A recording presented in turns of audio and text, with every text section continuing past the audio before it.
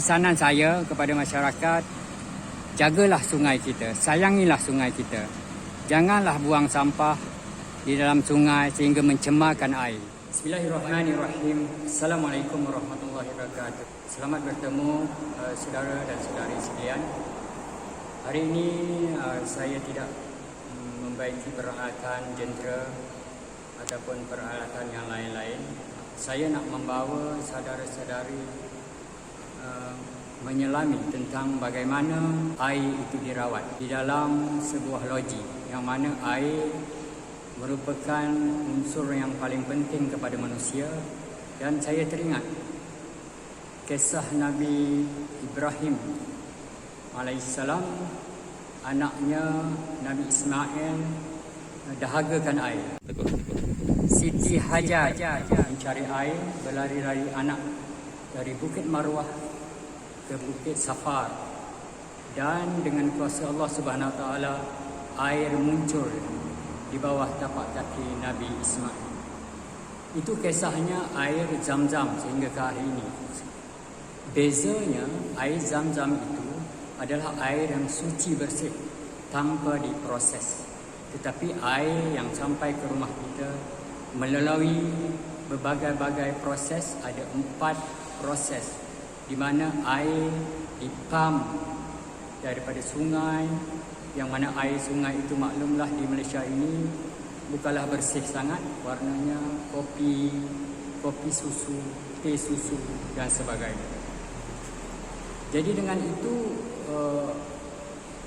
kita membangunkan sesebuah loji untuk memproses air, di mana saya menceritakan step pertama dalam proses air adalah mengepam air ke sungai, dan dia melalui proses aerator. Nanti saya bawakan aerator itu bagaimana.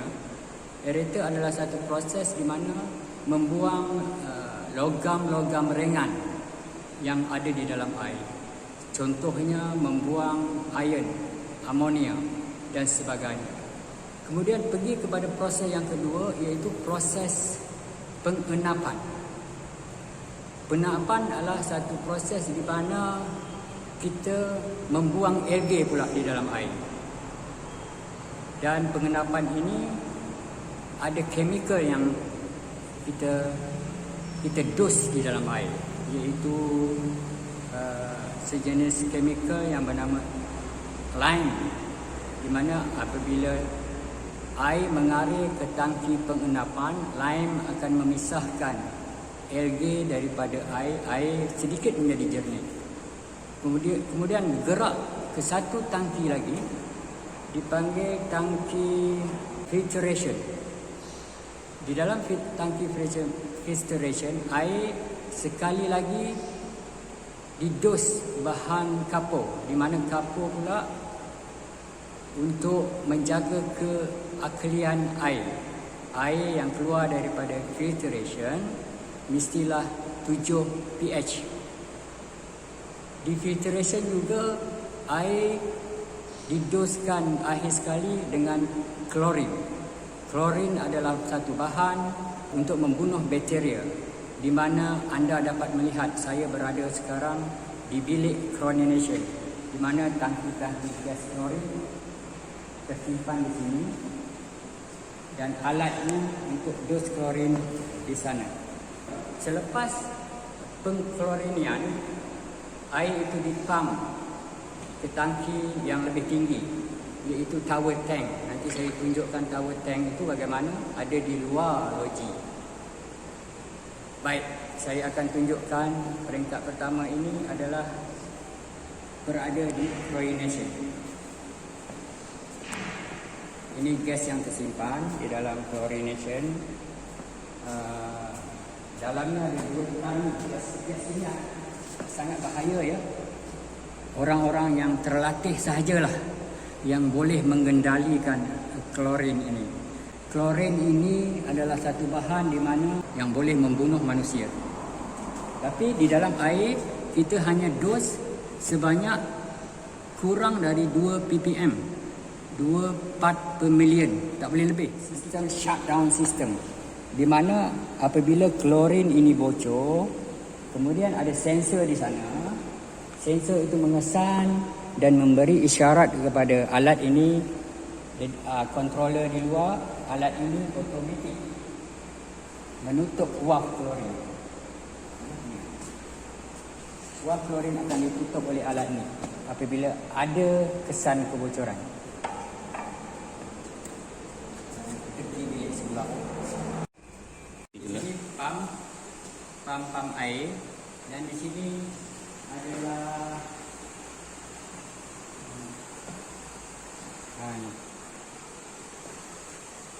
ini adalah controller berapa jumlah klorin yang kita nak masuk mengikut aliran air. Okay, cukup. Sekarang kita beralih kepada peralatan lain pula sebelah. Ini sungai yang besar dipam ke aerator menggunakan pam yang bersaiz besar. Ini tangki alum, di mana alum ini digunakan untuk flocculation system atau pengenapan.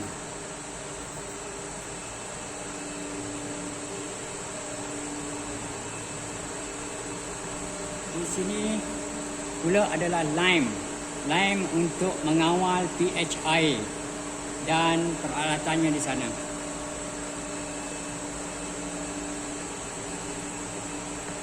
Dan di sini pula sistem Florida. Florida adalah untuk menguatkan gigi dan tulang pengguna air. Jom mari kita pergi dekat tangki pula.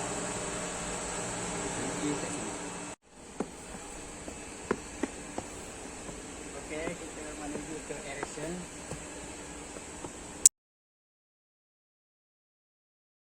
Kita menuju ke tangki pengudaraan.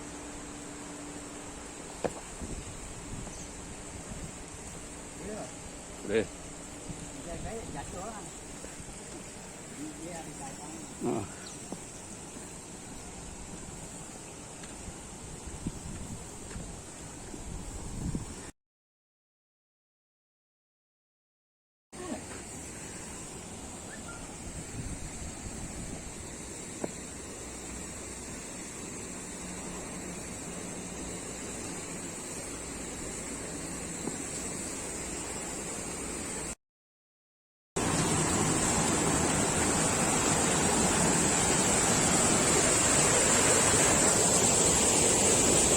Di sinilah proses pengudaraan dijalankan, yang mana proses ini membuang logam-logam halus di dalam air seperti iron dan amonia. Kalau tuan-tuan tengok air ini yang datang daripada sungai macam teh susu lah. Okey, inilah Kayu dia guna apa? Inilah tangki flocculation ataupun flocculation ataupun pengenapan dalam bahasa Melayunya. Dia menggunakan sekatan-sekatan kayu. Air itu mengalir masuk dan keluar mengikut sekatan-sekatan kayu ini. Di mana algae akan terpisah daripada air, di mana sekatan kayu ini dia melekat pada kayu-kayu ini. Algae itu sudah terpisah daripada air. Yang macam kau tu. Yang macam kau ada biji-biji itu. Itu algae. Tak boleh nampak. Dan kimia yang gunakan adalah alum.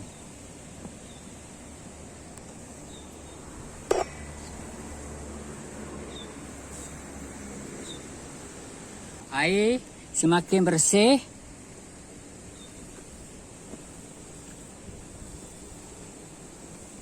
dah pun sampai ke tangki proses filtration ataupun penapisan. Tangki ini dimuatkan dengan pasir, 3 lapisan pasir dengan saiz berbeza untuk menapis air supaya dia lebih jernih. Di sini chemical yang didos adalah kapur untuk mengawal keakalian air.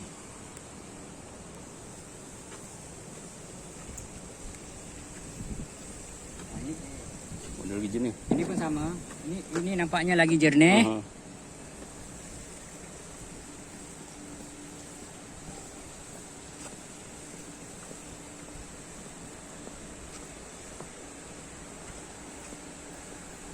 sekarang makin lama makin bersih.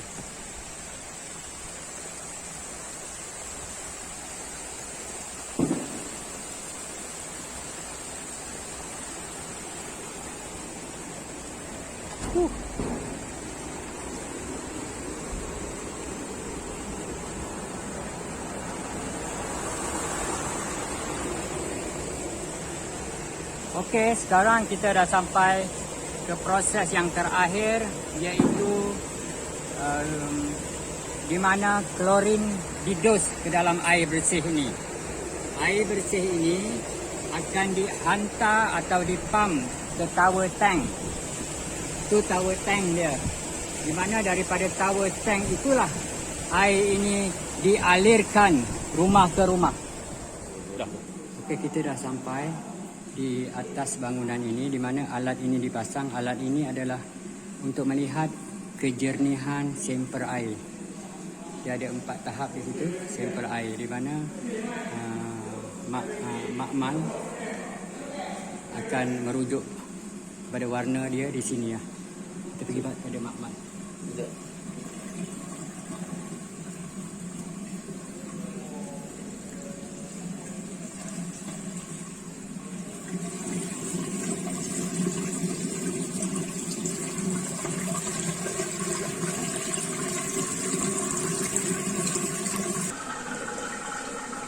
Ini adalah peralatan elektronik memantau kualiti air, di mana klorin, pH air, turbidity air akan dibaca oleh peralatan elektronik ini.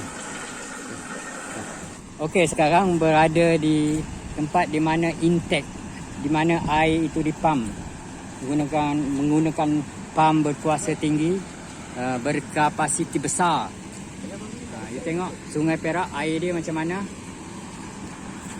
Betapa keruhnya, dan kita lihat tadi betapa jernihnya setelah ditapis, di dos chemical dan sebagainya. Kita dapat hidup dengan air yang bersih. Jadi pesanan saya kepada masyarakat, jagalah sungai kita, sayangilah sungai kita. Janganlah buang sampah di dalam sungai sehingga mencemarkan air. Kepada pembalak-pembalak juga, janganlah suka menebang hutan tanpa menjaga alam sekitar. Dan inilah akibatnya yang kita tanggung. Di mana kalau air itu kotor, dulu zaman 60-an 70-an dulu, kita nampak air, nampak ikan di dalam Sungai Perak. Keadaan itu tidak berulang lagi kerana masyarakat yang ambil jalan mudah.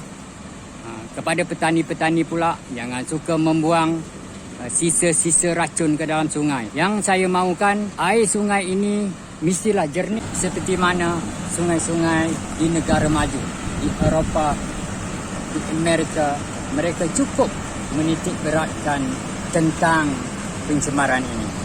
Sekian, itu saja yang dapat saya paparkan untuk tuan-tuan dan puan-puan hari ini.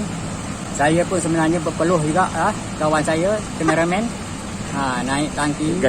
Gayat juga dia. Betapa susahnya kita membuat video ini. Tolonglah subscribe, like and share dan komen. Terima kasih.